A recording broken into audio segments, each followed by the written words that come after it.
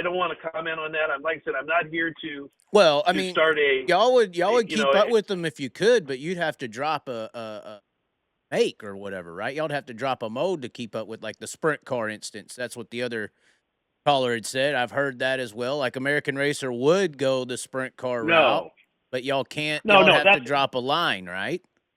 no, and that's another thing. I made some notes here because listening to your other episodes, And that's a that's not notion. true. That's a real notion out there. I mean, Well, I that's believe you. I believe you.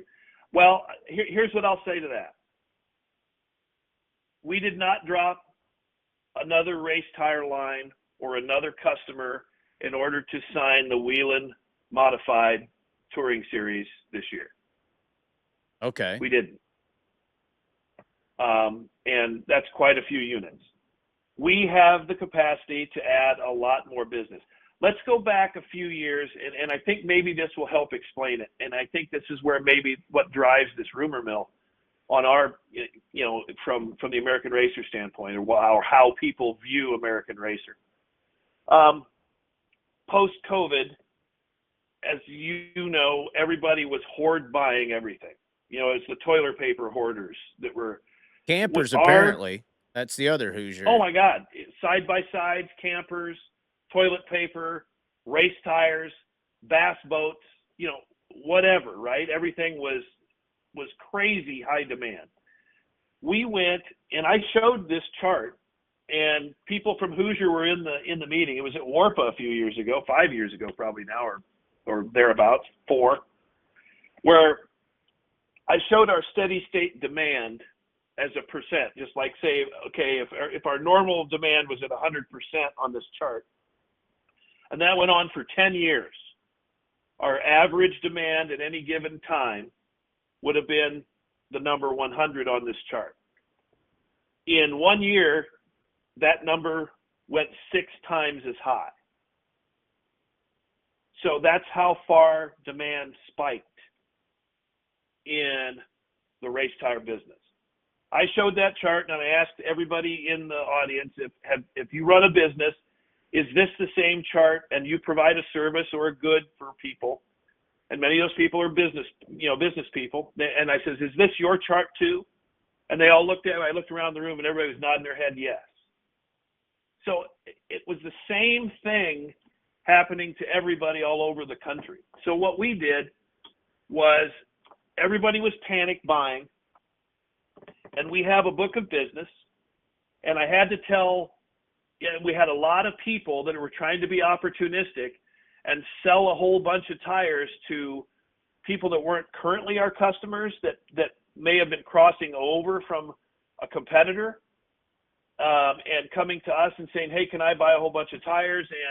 And I had a lot of my distributors calling and begging us to open up the floodgates to these customers. We'd pick up this business. It's like, well, what are you going to do for your own customers? Because this demand spike is not real. It's really not. It's fake. It's a mass hysteria that's going on in this industry that has spiked this demand to such a high point.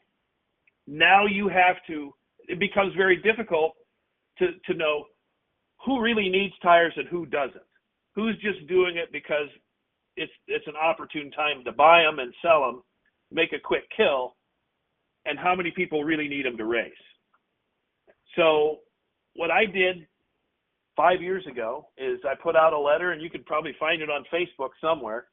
I caught a lot of hell for it, I'll tell you this, but from my distributors and from a lot of customers alike, where I said, we are not going to bring on any new customers in this time period. Meaning, if we're not currently doing business with you, your series or your track, we're not going to go sign a new contract with a new customer. And a lot of people were very upset with me on that because there were opportunities that we could have capitalized on.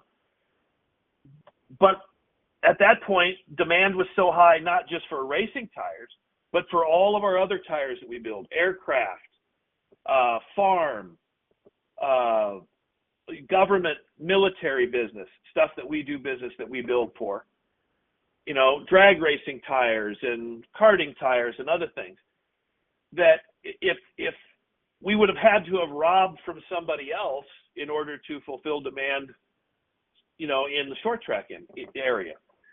So I made the decision we were just not going to bring on any new customers. We were going to take care of our own, the people that we have contracts with, to make sure we could get through the season. That went on. Yeah, how did that change from then to now?